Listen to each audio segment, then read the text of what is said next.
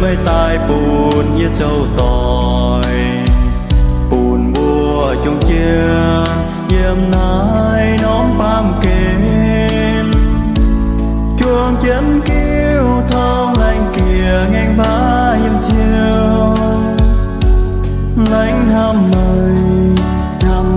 giờ liều giờ sơi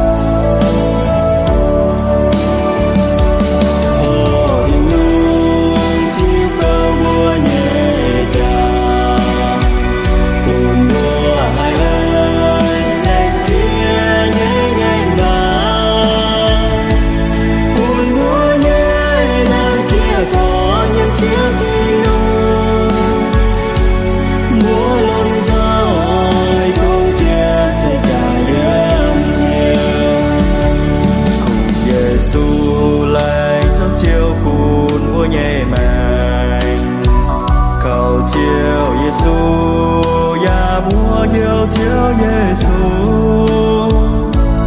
buồn chiếu Giêsu thành có yên búa nhảy mang